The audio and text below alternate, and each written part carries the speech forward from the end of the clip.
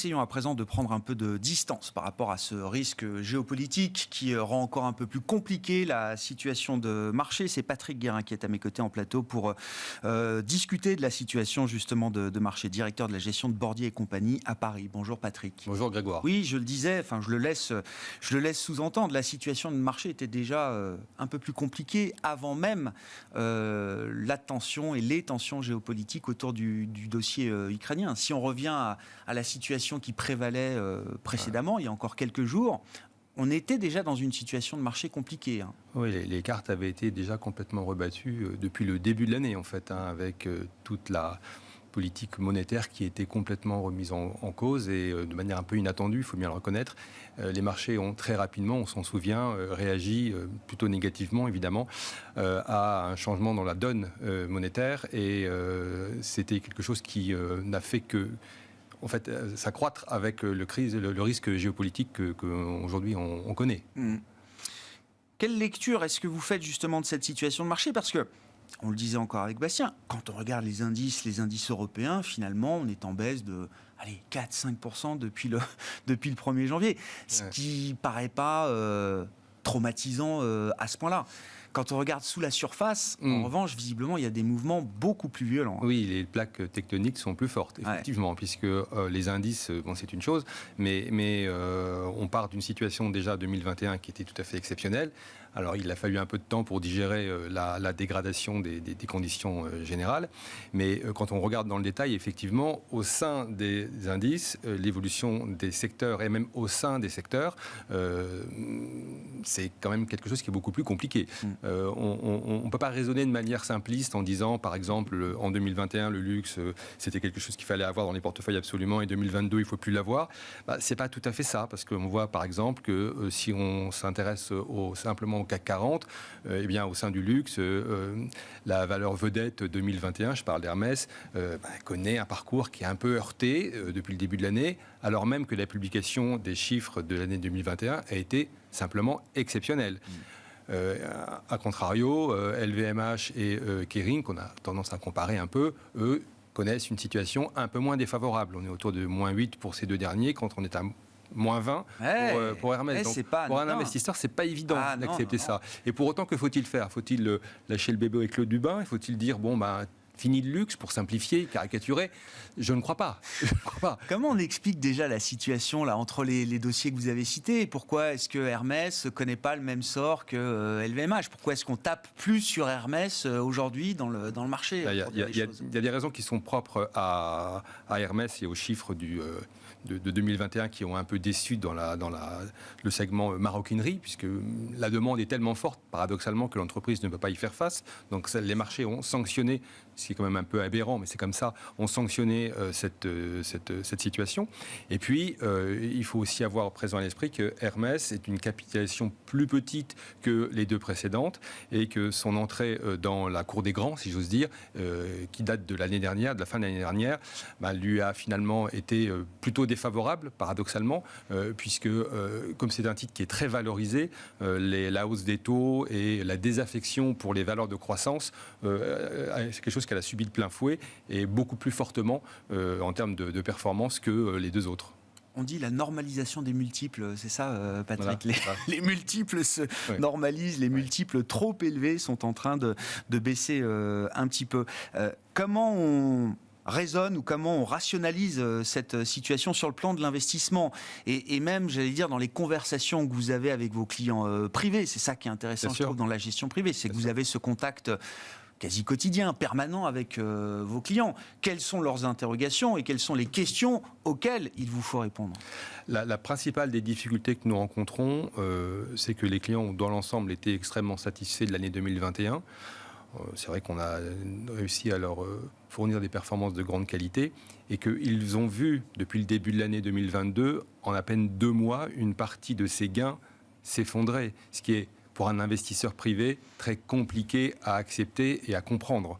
Donc c'est à nous de faire un travail de pédagogie et d'essayer de resituer leur investissement sur une durée un peu plus longue, puisqu'un investisseur en action, il n'est pas investisseur à 3 mois. Ça, c'est un principe qu'il faut rappeler, mais on a parfois tendance à l'oublier.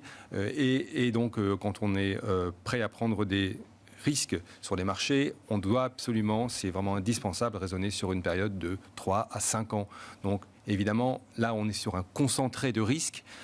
Les risques liés à la politique monétaire, les risques géopolitiques, qui font qu'évidemment les marchés réagissent brutalement.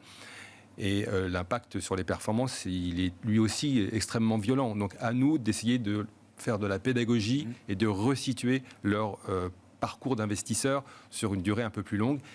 Et moi, je ne vois pas d'autre solution, en tout cas chez Bordier, on ne voit pas d'autre solution pour les rassurer que de leur expliquer que les entreprises dans lesquelles nous sommes investisseurs, et donc eux aussi, par conséquent, sont des entreprises qui sont de qualité, qui subissent une forte désaffection depuis le début de l'année, pour les valeurs de croissance que nous affectionnons particulièrement, comme vous le savez, et qui ont, pour certaines d'entre elles, des décrochages de l'ordre de 10 à 20%, ce qui est énorme en 2 mois.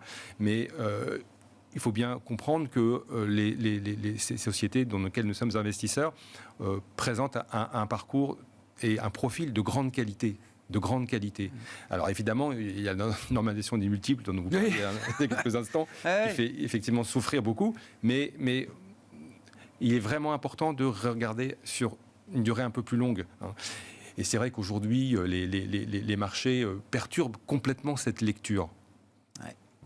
Si on a cet horizon de temps, 3-5 ans en tête, est-ce qu'on arrive à regarder à travers ce concentré d'inquiétude, comme vous dites aujourd'hui, Patrick? Est-ce qu'on arrive à monter le mur des craintes, à regarder au-delà? Et est-ce que, sur de grandes valeurs patrimoniales, encore une fois, ce qui fait le portefeuille d'un client privé chez Bordier, mais en général, Oui.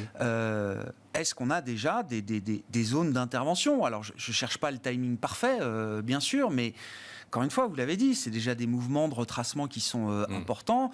Hermès, j'ai regardé par rapport au pic de novembre 2021, c'est 30% de baisse. Ça n'arrive pas souvent quand même, 30% de baisse en 3 mois sur un titre comme Hermès. C'est assez inattendu, en effet. Et il faut donc accepter de se replacer, comme je le disais tout à l'heure, dans une perspective un peu plus longue.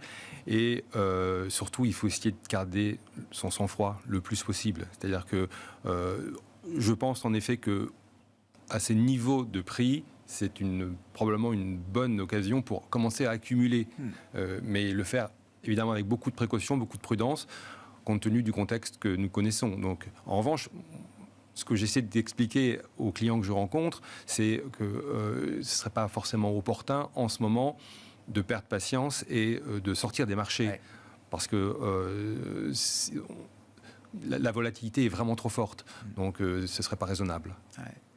Et est-ce qu'on a envie d'accompagner également, et je sais qu'on en a déjà parlé, des mouvements, des dynamiques un peu plus cycliques peut-être sur les marchés, et ça c'est l'idée aussi que vous défendez. On trouve de la qualité, de la visibilité dans une partie plus cyclique du marché. Est-ce que c'est vrai encore à ce stade, Patrick? Oui, c'est vrai, mais on reste quand même extrêmement prudent, parce qu'on n'a pas du tout envie de revivre l'expérience de 2021, du printemps 2021, au cours de laquelle les marchés ont adoré les values et les ont subitement lâchés. Le changement de pied a été brutal. Très, très violent, très violent. Donc, être présent sur les valeurs cycliques, oui, mais sur les valeurs qui selon nous, ne présente pas un profil suffisamment rassurant sur le long terme, probablement pas. Ce qui est intéressant, c'est quand même quand on atteint un certain niveau de stress, on voit quand même, après des baisses conséquentes, on voit quand même des investisseurs qui reviennent vers cette qualité. Oui, bien sûr. Bien sûr, c'est pour employer un anglicisme que j'essaie d'éviter de manière générale, c'est le flight to quality, c'est-à-dire que vraiment les investisseurs se précipitent vers les belles valeurs patrimoniales que vous évoquiez lorsqu'ils ont le sentiment que finalement le plus dur est passé. Je ne sais pas si ça va être le cas durablement, ce serait bien présomptueux de le dire, mais en tout cas c'est ce qu'on observe aujourd'hui et c'est intéressant. Effectivement, un peu d'aversion pour le risque, donc qui ramène les investisseurs sur des papiers obligataires. On a vu quand même les taux se détendre un peu. On n'est pas retombé à 1,50 sur le 10 ans américain, loin de là. Ça reste quand même assez ferme, autour de 1,90, 2%, mais on a vu un peu de détente. Et donc, mécaniquement, on voit aussi des valeurs à duration qui reviennent qui redeviennent un peu plus intéressantes pour les investisseurs dans cette période de stress qui perdure, même si on voit des indices européens qui restent plutôt à l'équilibre en cette mi-séance en Europe. Merci beaucoup Patrick. Merci d'avoir été avec nous pour analyser avec nous ce marché compliqué. Patrick Guérin qui était à mes côtés, le directeur de la gestion de Bordier et compagnie à Paris. Voilà pour cette édition Smart Bourse de la mi-journée. On se retrouve en fin d'après-midi à 17h en direct sur Bismart pour 1 heure.